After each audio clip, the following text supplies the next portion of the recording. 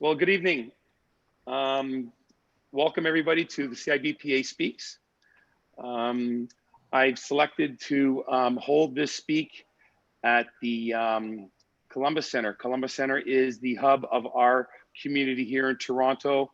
If you can see in the background here at the Columbus Center, we have the founders of first generation and second generation immigrants and plaques of many other Italians of our community, as you can see in the foreground, that really were fundamental in participating in creating our community and giving us the ability of the second generation and third generation Italians to form what they've created into some longevity and some ability for us to continue and put ourselves in the forefront moving forward in this great country that we have. I would, a little bit of housekeeping, and let me talk about the CIBPA. The CIBPA, this is the headquarters of the CIBPA in Villa Charities. The Canadian Italian Business and Professional Association of Toronto has been in existence since 1952. It has earned an invaluable reputation as the premium nonprofit membership association that best represents the business and professional interests of Canadian Italian in the Greater Toronto Area. Including among the projects initiated by the CIBPA members or ones which they were major participants are the formation and operations of the Italian Immigrant Aid Society, the Centro Organizzativo Scuola Tecniche Italiane, COSTI, the Federation di Associazione e Club Itali, FACI, the Da Vinci Scholarship Foundation, the Canadian Italian Benevolent Corporation, the ICBC, now Villa Charities, Villa Colombo Home to the Aged, Cabot Terrace Apartments for the seniors, and the Columbus Center. This evening, our event is sponsored by Devry Smith Frank LP, a law firm here in Toronto. We are honored to have them in our presence today and have them sponsored for today's event. A little bit of housekeeping for our guests. Please ask all the questions and feel comfortable to ask all the questions you want, either to our sponsored guest or to the minister. We will address all these questions by the end of our talk. And without further ado, I'd like to introduce our guests. From Devry Smith and Frank LLP, Maya Krishnaratne obtained her bachelor and art degree from the University of Toronto, where she majored in philosophy and bioethics. She received her LLB in 2007 from the University of Ottawa and was called to the bar in 2008.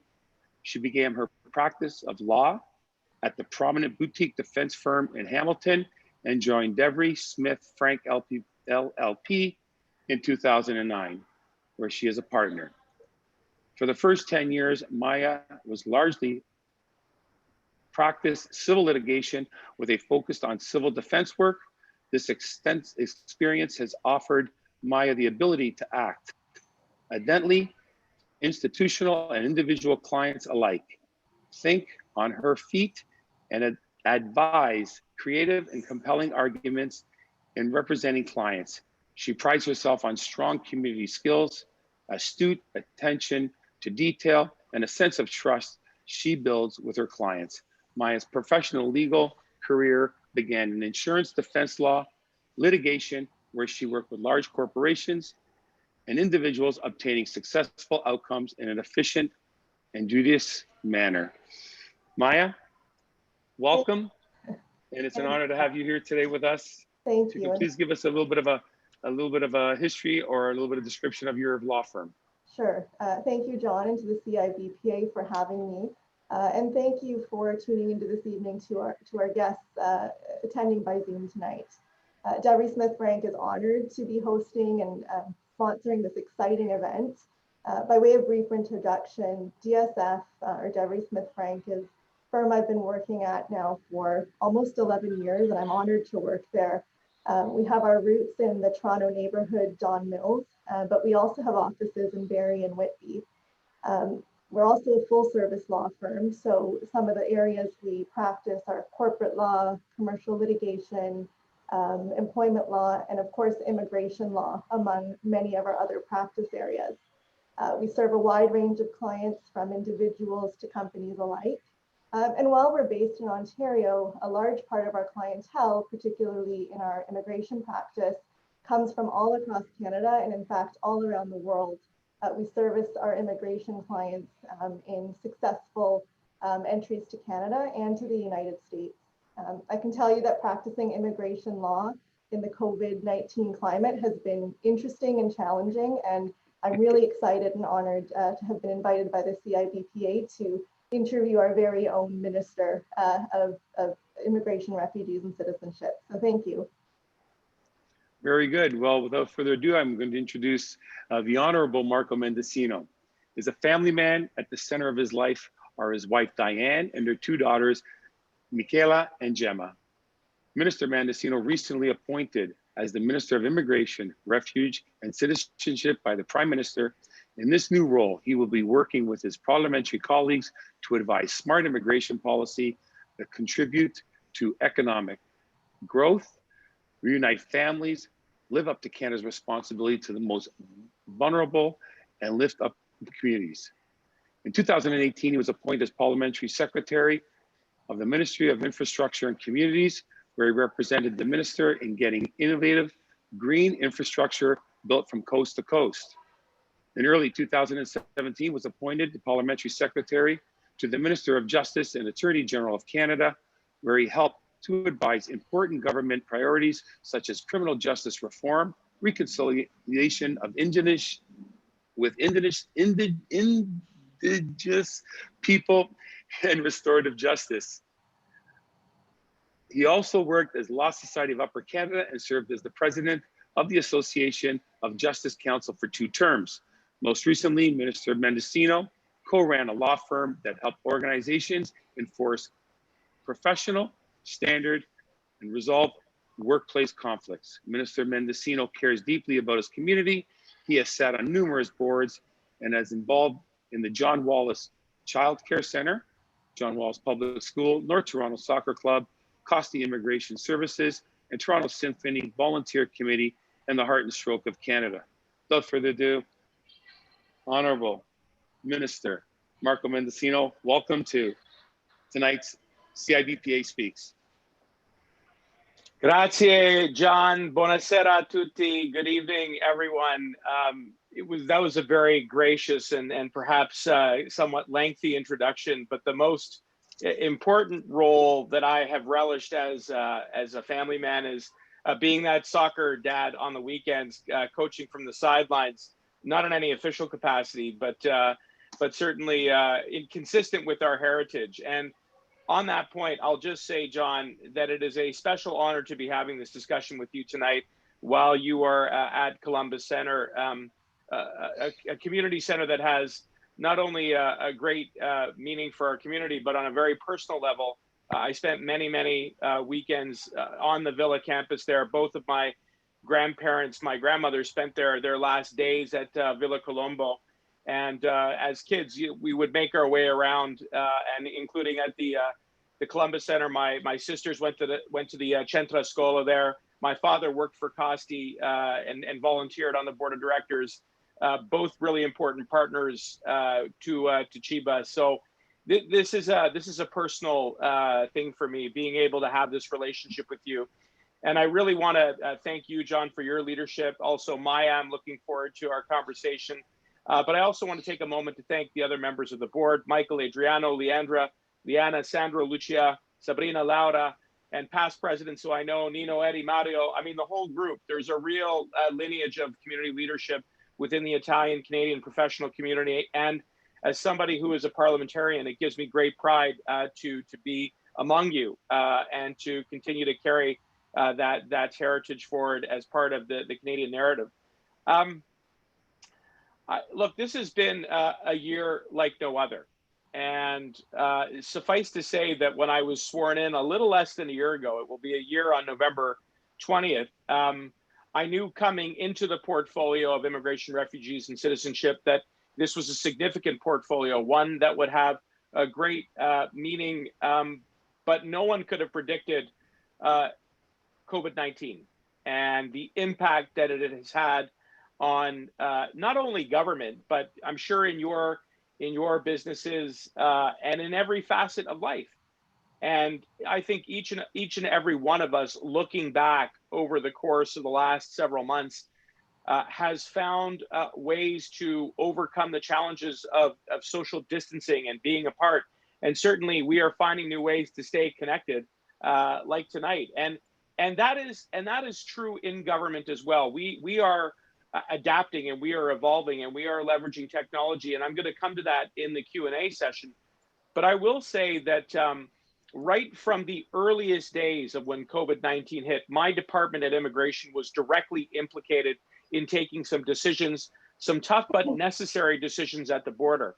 As you may recall, we introduced some of the broadest, most sweeping travel restrictions in the history of the country and around the world as a way of trying to limit the movement of people across international borders and to reduce the risk of the spread of COVID-19.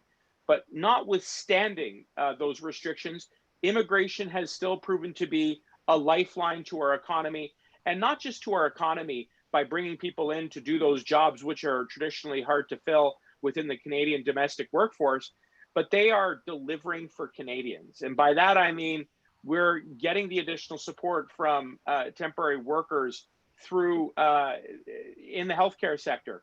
We are ensuring that Canadians get access to safe and affordable food with our temporary workers. We are increasingly seeing temporary workers contribute their skills and their trades when it comes to building and development. And I hear from leaders within our own community, and frankly, right across the continuum, that we need to leverage immigration so that we can continue to build and to expand and to grow. And that really is the chart that I have coursed out forward. I see that our future is very much going to be driven by immigration. And the reason I say that is because history is replete with lessons that when we grow our population, we grow our economy, and we grow as a country. And this plan that I just tabled about a week and a half ago is very much focused on jobs creation. It's very much focused on growth. It's focused on our economic recovery. And the way that plan is going to achieve those goals is by looking at our needs today and ensuring that we fill those gaps, those labor shortages, with not only the conventional new immigration, which we hope to bring in a safe and orderly fashion over the border when we can, but I think we've got a very rare and special opportunity right now to take a look at the domestic temporary immigration that is already here inside of Canada within our borders. These are our neighbors, our coworkers, our peers, people who are already putting their shoulder to the wheel and who are stepping up to fill those gaps in the healthcare sector, in the trades, and increasingly building the economy of tomorrow in the tech and innovation sector. And I know we're going to talk a little bit later about some of those pathways. So I am very, very excited about the opportunity to contribute not only to the dialogue and the discourse about immigration, but to actually contribute immigration as a means of growing our country. And, you know, it's not just about today. The other thing I'll say is this is also about addressing the long-term demographic challenges that we as a country face with a rapidly aging and retiring population. And, you know, I feel very blessed. You know, I've got parents who are still active and engaged, and touch wood, they will be for a very long time. But they have already contributed over 45 years of their lives to making it better for me and for my siblings and for our family. And I'm sure that is something that many of your members, John, will relate to. To protect the covenants and the way of Canadian life, we need to replenish our workforce through immigration. We just do not have the birth rates in Canada that are necessary to grow that population. So this is as much about addressing those long-term demographic challenges as it is about meeting the urgent needs of today so that we can accelerate our economic recovery. And again, this is very much what our plan is focused on. So I'll just close by saying that we have definitely endured a very challenging year. And I want to say that in many, many respects, we're not out of the woods yet. We're in the midst of a second wave. Those numbers are climbing. That does worry me. And I think we really have to go back to some of the basics when it comes to distancing and washing hands and using PPE and wearing masks when we're out in public as much as possible. There is some good news on the horizon. Yesterday, many of your members will have seen the news that Pfizer has announced that it has a vaccine that could be up to 90% effective. That's fantastic. And it'll further, I think, please you and assure you to know, John, as well as your members, that Canada has already secured millions of doses of that vaccine. So our goal is to get that vaccine as quickly as we possibly can, to distribute it so that we can start to get back to life that's something that resembles normal. But in the meantime, we do have to double down and really go back to the discipline that we showed in the spring, which allowed us to get that curve flattened. And I'm confident that we will be able to do that again, because being in Parliament and being in public life, I get to meet a lot of people and I get to know them. And one thing that is true, the Canadian spirit is very resilient. We look out for one another. We care for one another. We show a common decency. And that is one of the things that makes me so proud, not only as a Canadian, but with my heritage as a broader member of the Italian Canadian community. And I see it in communities right across our very diverse society, which I'm extremely proud of. So this is going to be a great conversation. And thank you again, John, for having me on. Grazie. Well, thank you very much. And Maya, if you want to pipe in on this. Yeah, good evening, Minister. It's a pleasure to meet with you again. This evening's discussion is obviously taking place at a very unique time. We're 9 months into a pandemic that's had, a significant impact in the economy, which in large part has been a result of the significant impact on travel to Canada, either for work, study, visits, and permanent residence. And we're now just days after a significant US election, the results of which I expect to start seeing impacts on Canada's immigration numbers, which I think we'll get into throughout the course of the evening.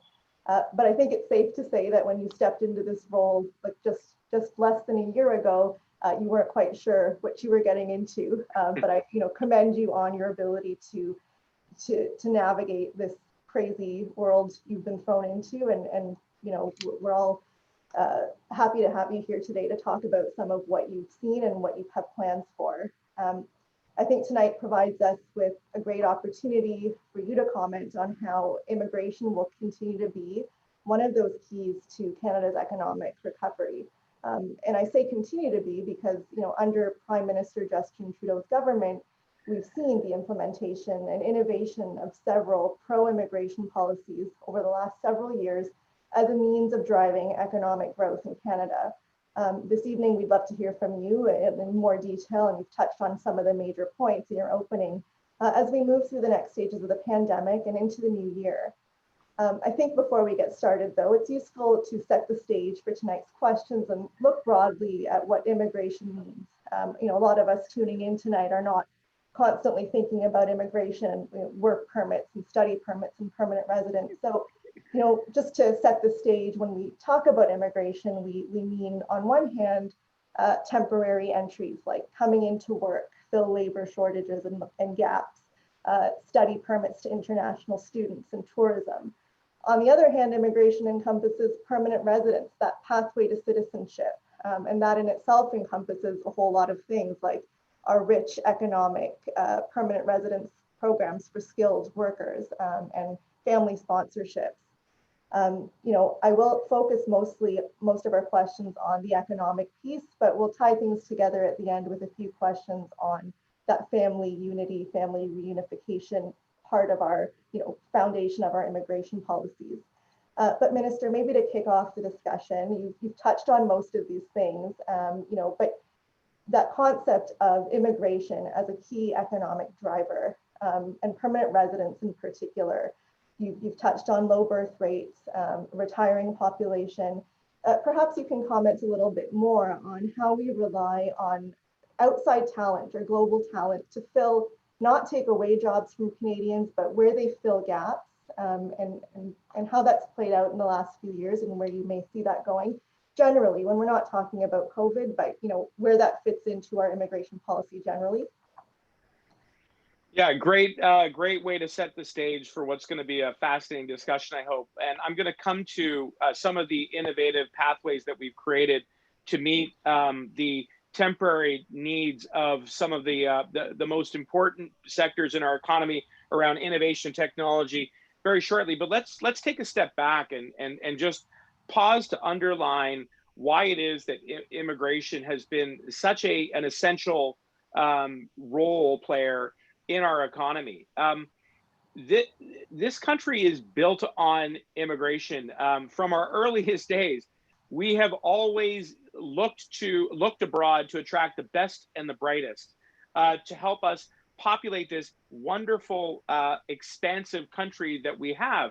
I mean, it's still amazing to reflect for a moment that the vast majority of our population is really quite concentrated and exists, within that lower layer of our border. But the key point here is that through immigration, we are driving growth. We are, and with a greater population size, we are able to see new economies emerge, both locally and regionally. And through those local economies, you get consumption, you get trade, you get commerce, you get development.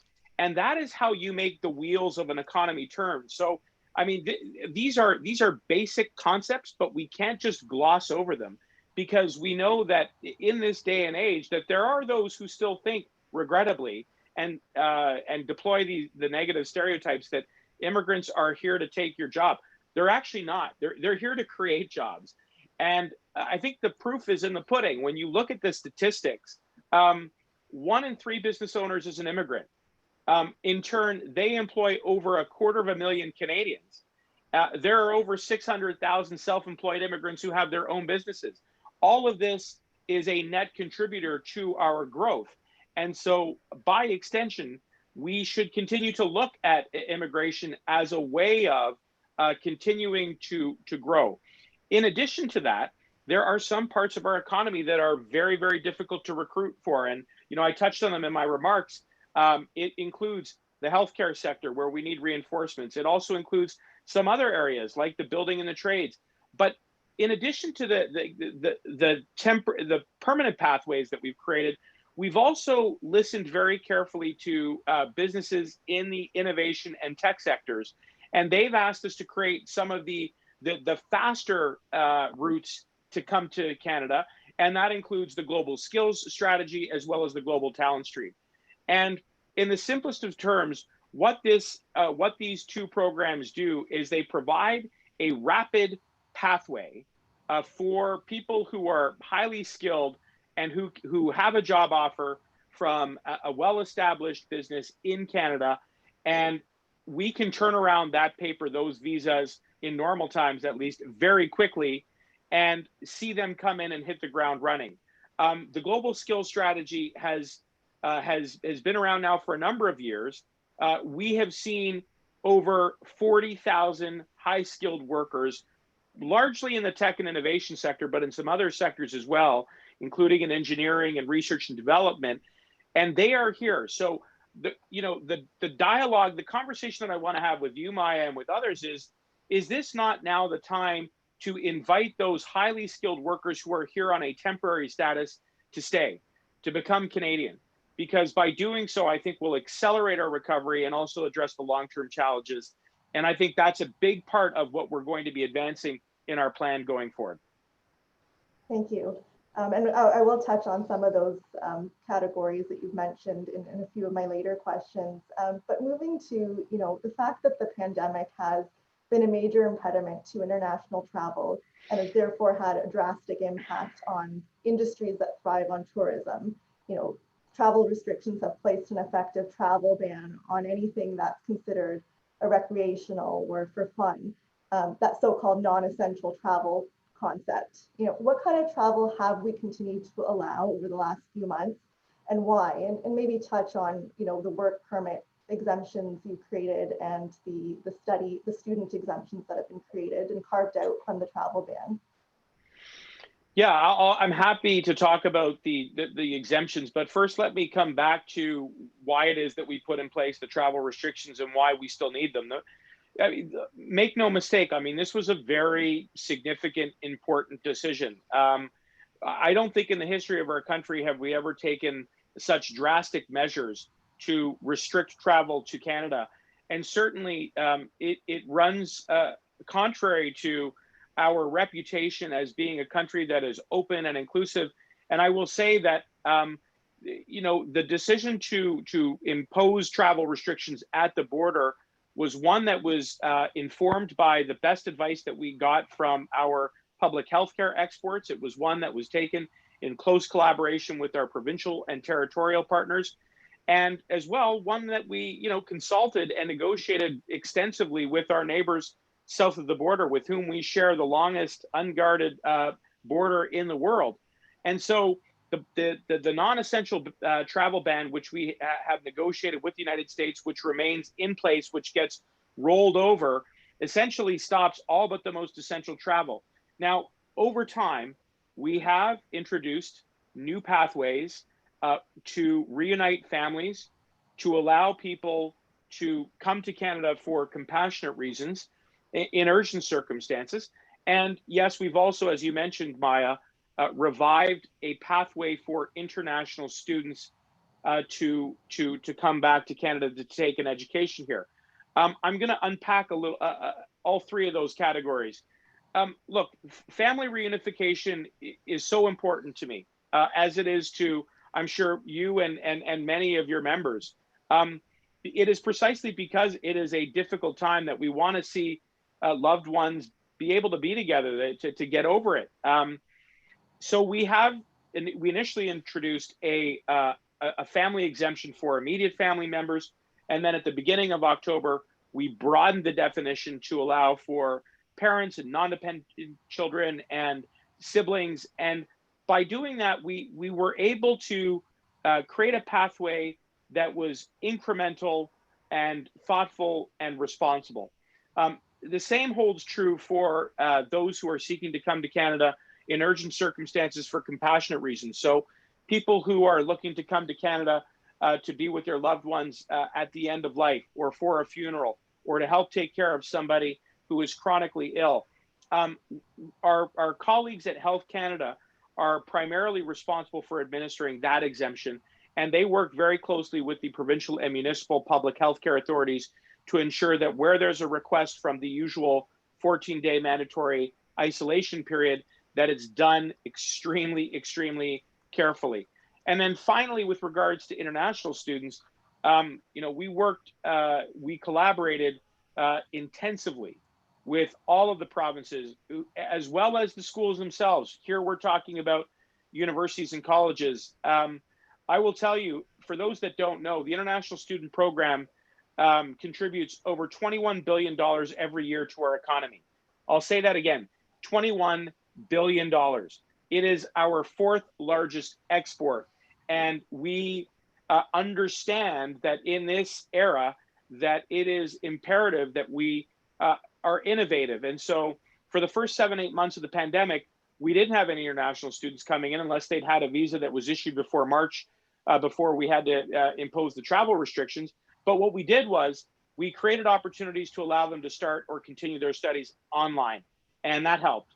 But now we're in a position where we have a pathway. In order for the international student to be eligible to come to Canada, they need a number of things. First, they have to be attending a school that has been pre-approved by the province as a designated learning institution with the COVID-ready plan. And B, they need those plans in place when they get to the border. They've got to be pre-screened, they've got to be asymptomatic, and they have to have a quarantine plan the moment that they set foot onto Canadian soil.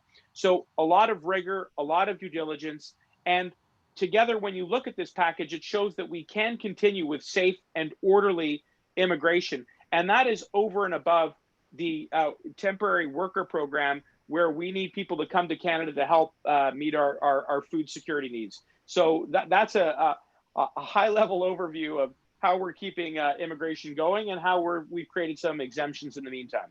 And you've touched on some of the most important points. I mean, as someone practicing in the field, we're grateful for those exemptions that have been carved out which, while allowing people to come in, under certain circumstances, still account for the public health concerns to the best of our ability. Another category of exemptions relates to workers, and that's something you might expand upon in my next question. But despite some of these travel exemptions that we've carved out, there's been an undeniable toll on the Canadian economy.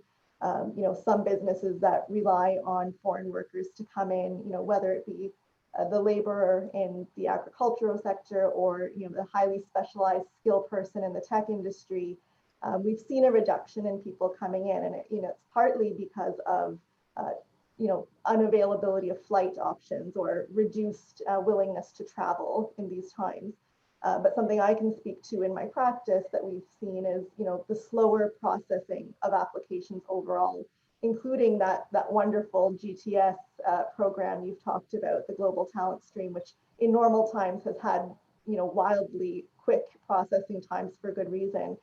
We're seeing everything across the board processing slower, and in turn that has created some backup or backlog for employers seeking to fill, in some cases, really crucial positions. So can you speak to what your department has been doing and is doing to try to address some of that slowing down of the processing?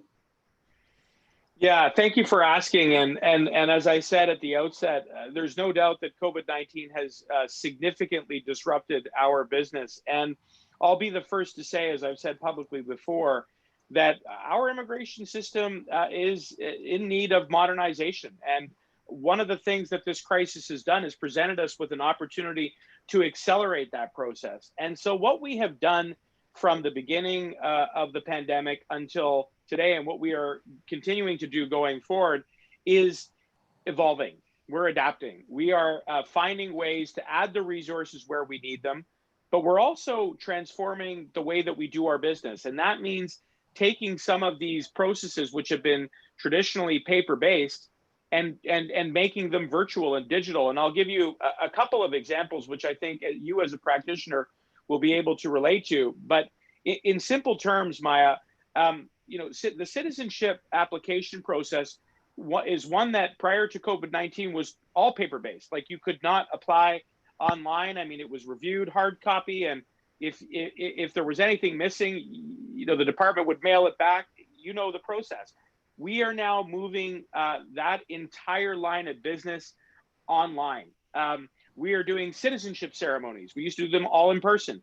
We're doing them online. In fact, I did my first virtual coast to coast to coast citizenship ceremony on July 1st.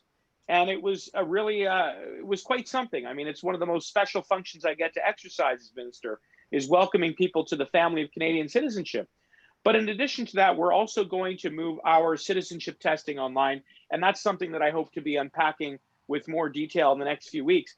The other thing that we're doing is we're completing our permanent residency landing process digitally. It used to be pre-COVID again, that some of the final stages prior to getting your PR papers had to be done in person.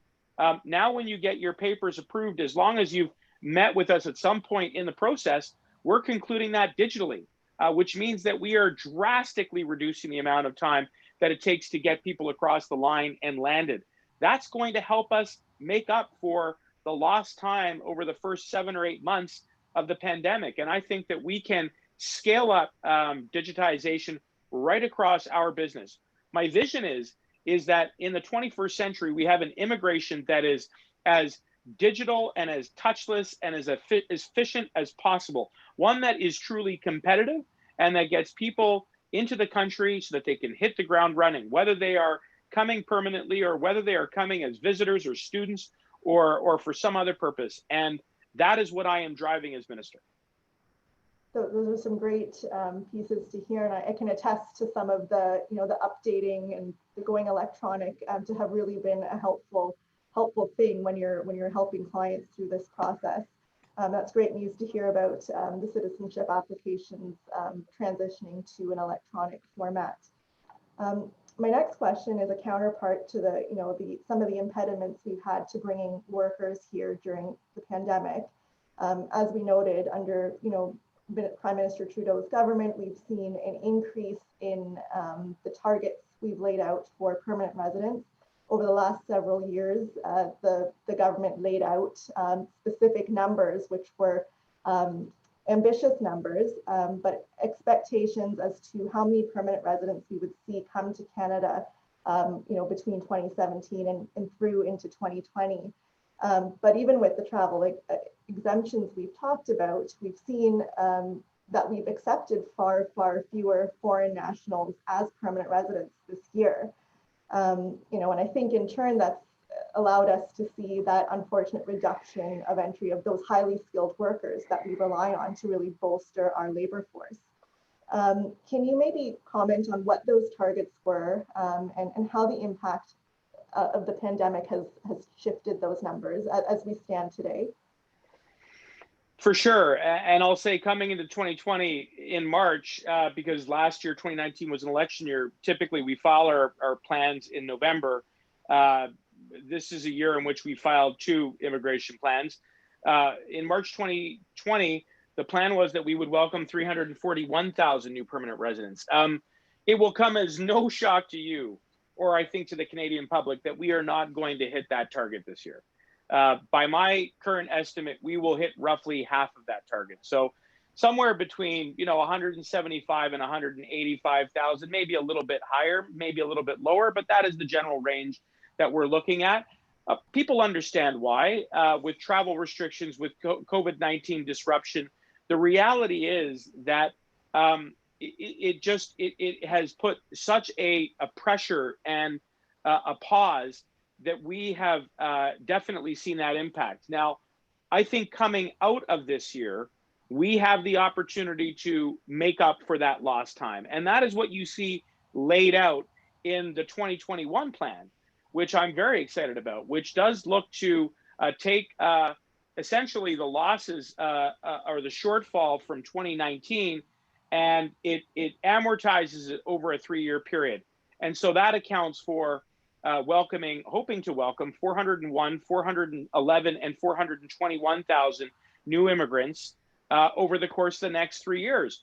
Or in other terms, just a little bit over 1% of our total population, which is what economists and business leaders and labor leaders and frankly, many immigrants and advocates have been calling for us to strive as a benchmark for years. And so don't just take it from me as a representative of the government and the minister who's charged with the portfolio.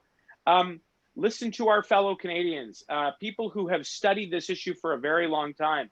This is the right trajectory and the right path for us to be charting out. And so I feel as though with those levels and with the ratio that we have, with the mix of immigration that is contained within that levels plan. So, about 60% economic immigration, about 25% or so family reunification, and the remainder dedicated to refugees and humanitarian and protecting the most vulnerable. This is a responsible plan, but it's also a plan that really does seek to make the most of the opportunity that we have going forward. And for the Canadian, hearing those numbers and thinking, well, in the era of CERB, in the era of layoffs, how does this impact me? Can you speak to how those new projected targets help or promote Canadian interests? For sure. And I would say, for a moment, set aside the numbers. Many of the people that are going to be counted towards those numbers are already in Canada. They're the ones who are working in the healthcare sector on a temporary basis, or who are studying to work in the healthcare sector. And, nothing will make the Minister of Health, and frankly, I think many of those amazing people who've been working around the clock feel more relieved to know that there is help on the way, especially with us being in the midst of a second wave, and with there being more pressure on the front lines and in our long-term retirement homes, where in the first wave we saw the damage that COVID-19 done to our retirement homes right across the country, and that is equally true. It pains me to say, but even in my own community here in Eglinton Lawrence. So we need help, we need reinforcements, and there is a significant number of those people who are already here who are contributing. I'll give another example of this. In Quebec, I was able to announce a pilot project that would allow those seeking asylum who didn't have final status yet, with a pathway to become permanent residents. Why? Because even though they didn't have their papers, they decided to roll up their sleeves and do the hard work and help take care of those who were elderly and who were sick from COVID-19. I think Canadians get that. They get that if people are here and they are already contributing and they are giving back, that it behooves us to look at ways to accelerate welcoming them as Canadians, because that will make us stronger both today and tomorrow. Thank you for that answer. I think that's always helpful to hear and provide some context to those types of numbers. Something timely that's occurred in the recent past, leading up to our conversation, is that recent U.S. election results. Coming off the heels of that, I think we can start to expect that we may see a change in U.S. immigration policy with the changeover of, the administration. Up to now, and for the last several years, we've seen a largely anti-immigrant policy, which has provided useful to Canada's own, targets and initiatives to bring people here. With people in previous years, when the strategies in U.S. immigration were not as closed off as they were during the Trump administration, we saw a lot of Canadians and foreign talent gravitate to the U.S., that so-called brain drain, Silicon Valley. How is Canada poised to play up its own immigration policies in light of what we can expect to see, in terms of opening up within the U.S. borders to foreign nationals? Well, of course, it's not for me to comment on another country's immigration policies or the election that just passed. But I will say that encouraging that the very first call that President-elect Biden made was to Prime Minister Trudeau.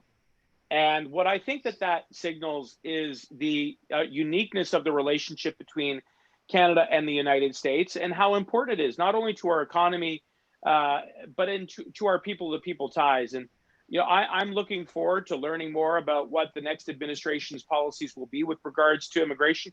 I think you're right. There have been some public statements made by President-elect Biden, as well as Vice President-elect Harris, around immigration policies, around asylum policies, around undocumented workers. And so we will be very eager to learn more about what is coming. But in the meantime, I am confident about the immigration plan that we've put forward, the one that I just tabled a week and a half ago. And I do think that we are positioned very well to be a destination of choice, a top destination of choice for people who are looking to build a better life. And I think that again is, you asked earlier, how do we encourage Canadians to keep faith in immigration? I have my own story as the son of an immigrant family. I talked a little bit about that at the outset, but each and every one of us has a story that we can relate to. We should share those stories. They remind us that at one point in time in the history of our family, that we all came to Canada. And so I think that will be confidence instilling as we map out a course forward to take those opportunities to attract really the best and the brightest from around the world. And I'm confident we will be able to achieve that. Jumping off from your previous comments about our travel ban being one of the biggest in our history, I think the parallel thing that we've sort of introduced is that 14-day staunch quarantine rule. And as someone practicing, I can attest to how few the narrow exceptions are to that rule. They relate largely to frontline workers and healthcare, critical infrastructure, with good reason. But with the recent news about the vaccinations and rapid testing capabilities, are we getting any closer to changes to that 14-day quarantine? Is that something that's being discussed or in the works? Well, I know that there have been a lot of questions raised about the 14-day isolation rule, quarantine rule. What can I tell you? It works.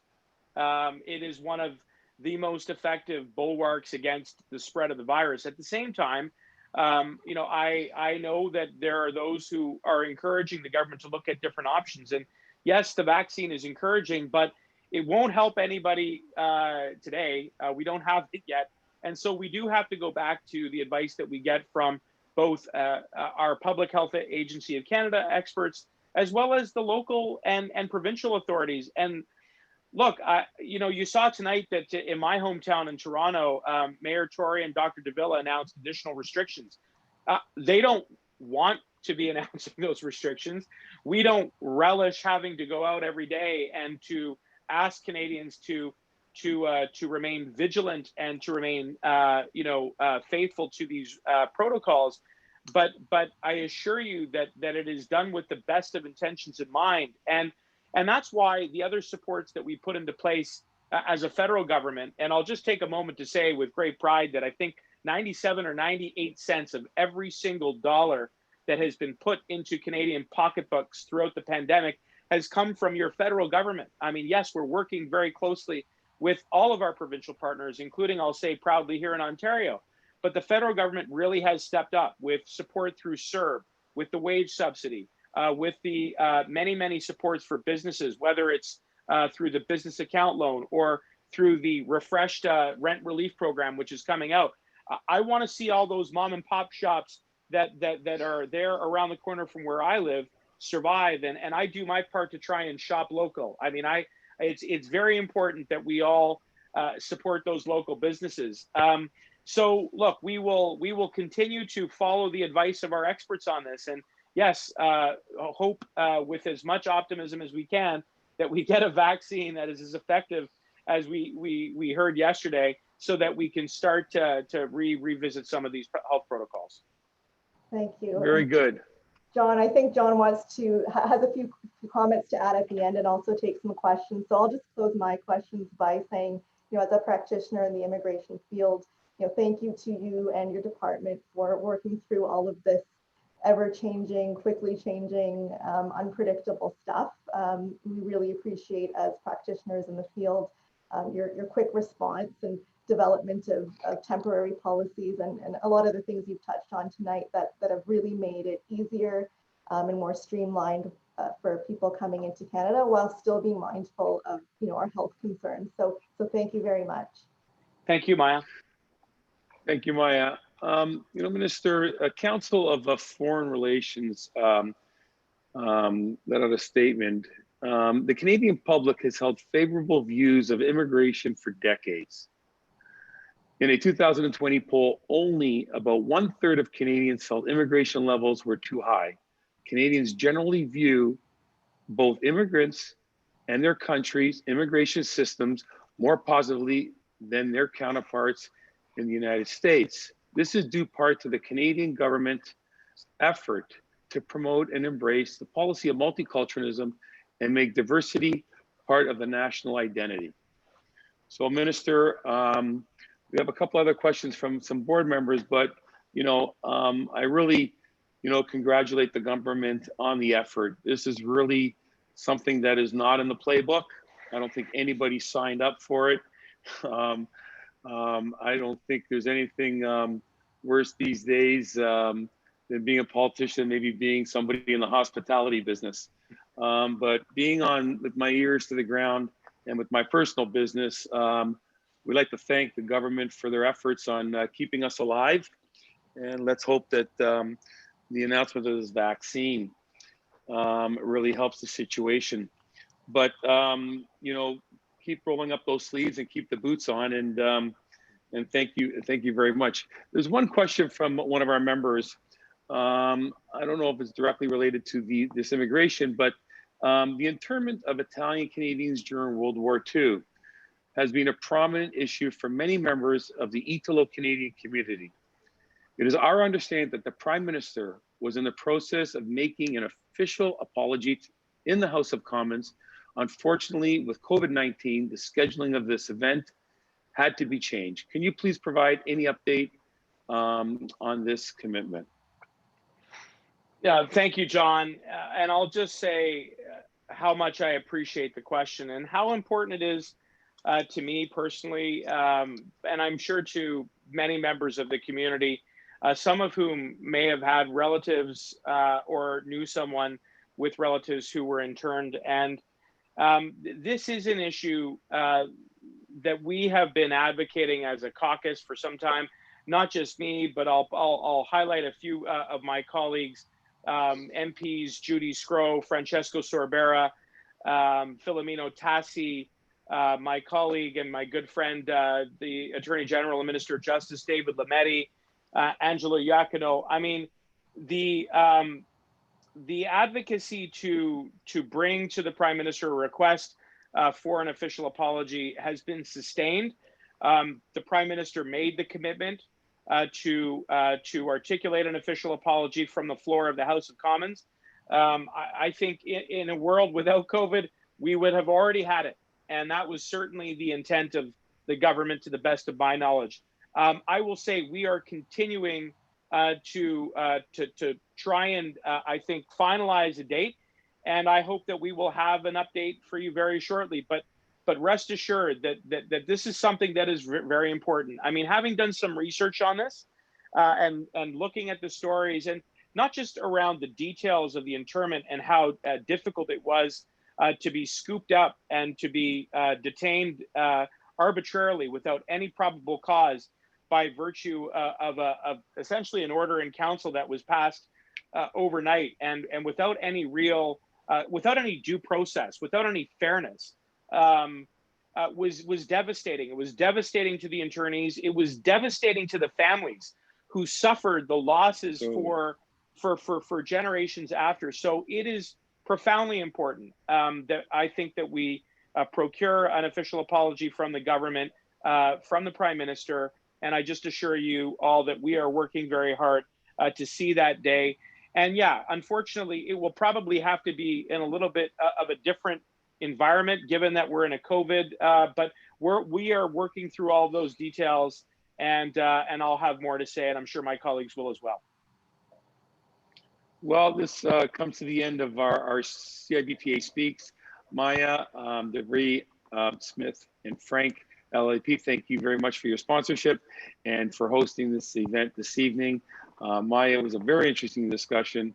Honorable Minister, what can I say? I think you and the government have a lot of work, and a lot of work is being done. I'm sure you've pushed more paper in the past 9 months than you've ever have. But congratulations to you and the government and your representation for us Canadians and fellow Canadians abroad and here in Canada. Grazie, John. And just before I say buonasera, I thought I would hold up this commemorative 60th anniversary CIBPA booklet, which I have right here in my office, and I keep on my back shelf here. This is not CGI. This is actually a bookshelf. But I'll show you. You can probably see two prime ministers there. One is Brian Mulroney, and the other is Jean Chrétien. Yeah. And just goes to show how much, and also Senator Condonino, you can see there too. I can see it. Yeah, with Karen and his wife Sheila. David Peterson. I mean, you can just see how much support there is for the Italian Canadian community through the generations of parliamentarians. And as I said at the beginning, I feel very proud to be, a member of the community and to be doing this important work in government. And I just want to thank you again, John, and everybody at CIBPA for all of your advocacy. You do great work. Grazie. Thank you very much, and buonasera. Maya, have a great evening, and thank you very much. Thanks, everyone. Buonasera a tutti. Ci vediamo. Buonasera.